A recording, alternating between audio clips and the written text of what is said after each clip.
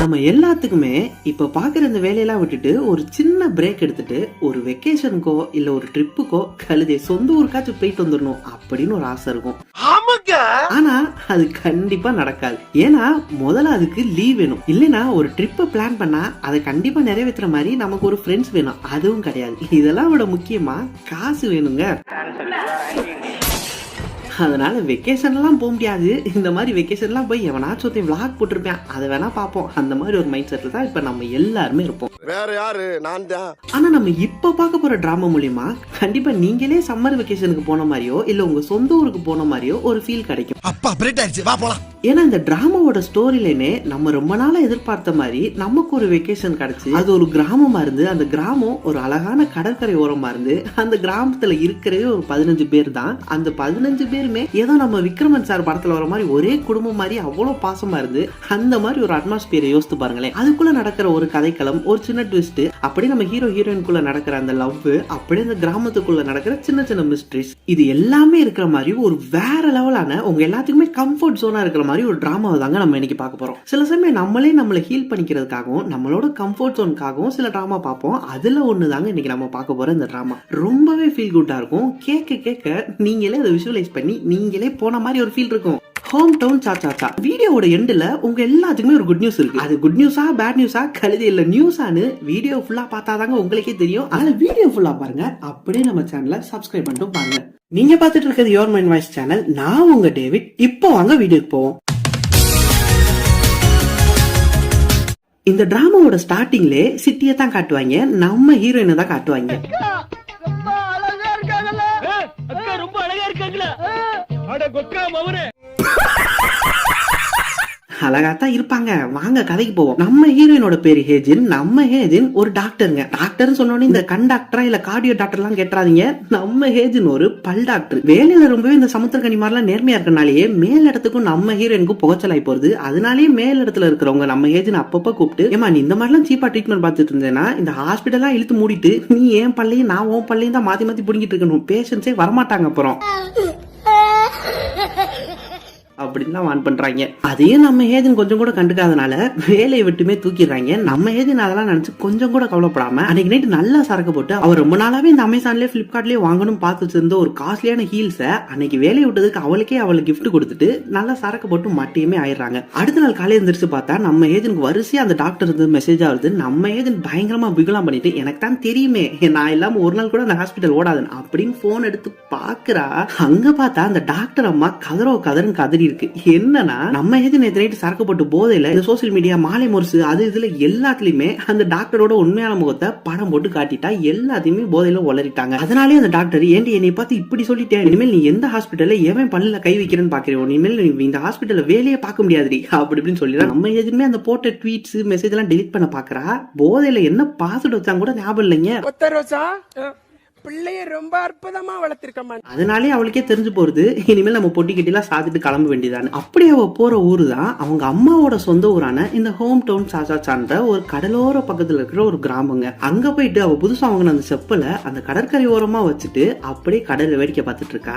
அப்படியே யோசித்து பார்த்து அவங்க அம்மா தாத்தா பாட்டி நீ எல்லாத்தையும் யோசித்து பார்த்துட்டு இங்க பார்த்தா பக்கத்துல இருக்கிற அந்த ஹீல்ஸை காணும். என்னன்னு பார்த்தா கடலோர கவிதைகள் மாதிரி அந்த ஹீல்ஸ் கடல் அடிச்சுட்டு போயிருது. அதை ஒருத்தர் கடலை சர்ஃபிங் பண்ணிட்டு இருந்தவன் எடுத்துட்டு வந்து கொடுக்குறான். ஆளு பாக்க ஹீரோ மாதிரியே இருப்பான். இவன் தான் நம்ம டிராமாவோட ஹீரோ டூசிக். நம்ம டூசிக்க பொறுத்த வரைக்கும் இந்த கிராமத்துக்கு டிரைவரும் இவர் தான், வயர்மேனும் இவர் தான், பார்சல் சர்வீஸ் கொடுக்கறவரும் இவர் தான், ஜொமேட்டோ ஸ்விக்கி ஓட்டுறவரும் இவர் தான். நம்ம மின்சார கண்ணா படத்துல வர விஜய் மாதிரி இவர் எல்லா வேலையும் பாப்பாருங்க. எல்லாத்துக்குமே இவர் செல்ல பிள்ளை அந்த கிராமத்துல. நம்ம ஏஜென்ட்க்கு ஒரு பயங்கரமான சிச்சுவேஷன் வந்துருது. அங்க பக்கத்துல பேங்க் சர்வர் ஏடிஎம் மிஷின் எதுவுமே வேலை பார்க்காதனால அவர் காஃபி ஷாப்ல குடிச்ச காஃபிக்கு காசு கூட கட்ட முடியல. அந்த காசு கொடுத்தாதான் அந்த காஃபி ஷாப் கடைக்காரன்னு விடுவேன்னு சொல்லிட்டேன். அதனாலே அவன் நம்ம ஹீரோ மறுபடியும் பாக்குறான். நீ தானே செப்பல் எடுத்து கொடுத்த, இந்த வாட்டி பில்லு மட்டும் கட்டினேன் அப்படின்னு சொல்ல நம்ம ஹீரோ அதுக்கு இந்த கிராமத்துல இருந்து ஒரு நாள் வேலை பாரு, நான் போனக்காண்டி காசு கொடுத்துறேன், அதை இவன்ட்டு கொடுத்துரு, அது வரைக்கும் இவன் விட்டுருவான், என் ஃப்ரெண்டு தான் அப்படின்னு சொல்லிடுறான்.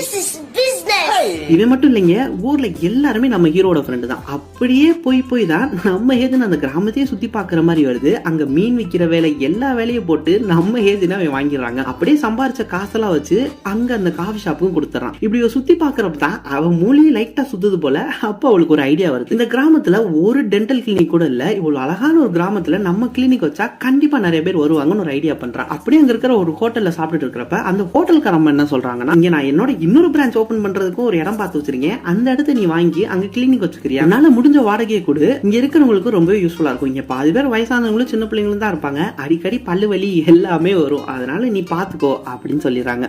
இப்பெல்லாம் இந்த மாதிரி எவன் சொல்லுவேன், இந்த மாதிரி டிராமால பாத்துக்கிட்டாதான் உண்டு. இப்படிதான் நம்ம ஹேஜின் அவங்களோட அந்த சிட்டி வாழ்க்கை டிப்ரெஷன்லாம் விட்டுட்டு இவ்வளவு ஃப்ரெஷ்ஷான ஒரு கிராமத்துக்கு வந்து அவங்க லைஃப புதுசா ஸ்டார்ட் பண்றாங்க. அப்படியே கதை போக போக நம்ம ஹேஜனோட பெஸ்ட் ஃப்ரெண்டுமே அந்த கிராமத்துக்கு வந்துருவாங்க. யோசித்து பாருங்க, இவ்வளவு சூப்பரான கிராமத்துல நம்ம ஃப்ரெண்ட்ஸ் கூட இருந்தா வேற லெவலா தானே இருக்கும். என்னதான் இந்த கிராமத்துல ரொம்பவே ஆட்கள் கம்மியா இருந்தாலுமே எல்லாருமே ஒன்னாதான் இருப்பாங்க. எப்படின்னா வாரத்துல ஒரு நாள் எல்லாரும் ஒன்னா சேர்ந்து கூட்டுறது, வருஷத்துல ஒரு வாட்டி இந்த லைட் ஹவுஸ் பக்கத்துல இருந்து பெரியவங்களுக்கு எல்லாம் பார்ட்டி வச்சு அவங்களுக்கு மரியாதை கொடுக்கறது, ராத்திரி ஆயிட்டா எல்லாருமே ஒன்னா ஒரு இடத்துல உட்காந்துட்டு சோறு குடிச்சு என்ஜாய் பண்றதுன்னு இப்படி ரொம்பவே சூப்பரா போயிட்டு இருக்குங்க அந்த கிராமத்துல இருக்கிறவங்களோட எல்லாரோட வாழ்க்கையுமே.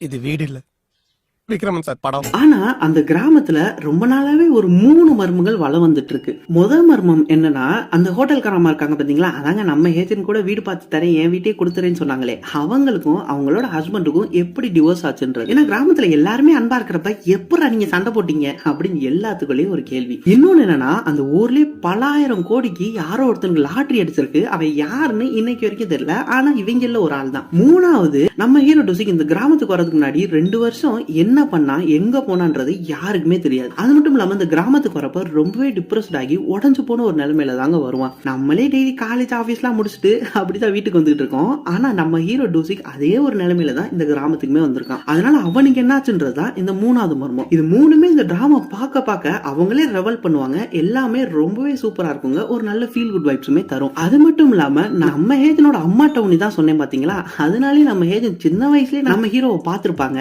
அவங்க 2 பேருக்குமே அப்பவே ஒரு ஸ்டோரி ஓடி இருக்கும். அது கூடவே சேர்ந்து காலேஜ் படிக்கிறப்ப 2 பேரும் மீட் பண்ணிருப்பாங்க. இந்த 2 விஷயமே இவங்களுக்கு போக போக இவங்களுக்குள்ளேயே இவங்க பேசிக்கிறப்பதான் இவங்களுக்கே தெரியும். அந்த கனெக்ட் பண்ண விஷயமே வேற லெவலா இருக்குங்க. அப்புறம் இந்த கொரியன் டிராமா எல்லாம் கொண்டு வருவாங்களே, அதாங்க செகண்ட் ஹீரோ. அந்த பைபிளையும் ஒரு 9வது 10வது எபிசோட்லயே வந்துருவான். அதனாலே ஒரு 2 எபிசோட் ட்ரையாங்கிள் லவ் ஸ்டோரி மாதிரியே போய்கிட்டு இருக்கும். பாக்குறதுக்கும் நல்லாவே இருக்கும். ஆனா இந்த ஹோம் டவுன் சாச்சான்ற கே டிராமா மத்த டிராமாவை காட்டிலும் ரொம்பவே யதார்த்தமா இருக்குங்க. மத்த டிராமால எபிசோடுக்கு 5 சீன் ஆச்சு. இந்த சந்தோஷ் சுப்ரமணியம்ல வர ஹாசினி மாதிரி கிரிஞ்சு சீன்லாம் வச்சிருப்பாங்க. ஆனா இந்த டிராமால அப்படி இல்லாம அப்படியே இருக்கும், ஆனா ரொம்பவே கம்மியா இருக்கும். அது நம்ம ரசிக்கும்படியாவும் இருக்கும். ஒரு நல்ல யதார்த்தமான ஃபீல் குட் ஸ்டோரியை தாங்க சொல்லியிருப்பாங்க. நிறைய இடத்துல நம்மள ரிலேட் பண்ணிக்கிற மாதிரி இருக்கும். இந்த டிராமாவை கண்டிப்பா நிறைய பேர் பார்த்திருப்பீங்க. பார்த்திருந்தீங்கன்னா மறக்காம கமெண்ட் பண்ணுங்க. பார்க்காதவங்க பறக்காம போய் பாருங்கயா. இந்த டிராமா பார்த்து முடிக்கிறப்ப அந்த கிராமத்தை விட்டு நம்மளால வெளியே வர முடியாதுங்க. அப்புறம் எப்படி இந்த டிராமா விட்டு வெளியே வர, அந்த மாதிரி ஒரு வேற லெவலான கம்ஃபர்ட் ஜோனா தான் இந்த டிராமா உங்களுக்கு இருக்கும்.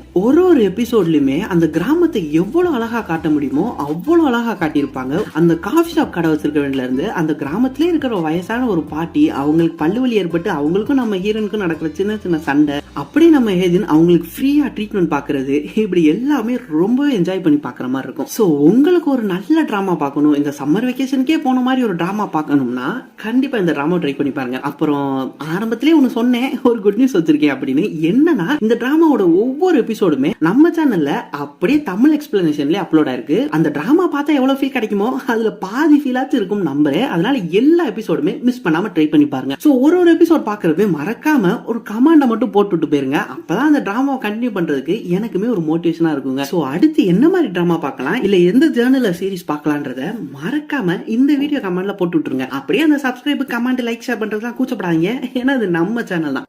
ஓகே गाइस, அடுத்த வீடியோல பார்ப்போம். அது வரைக்கும் டேக் கேர் ஆல். டாடா.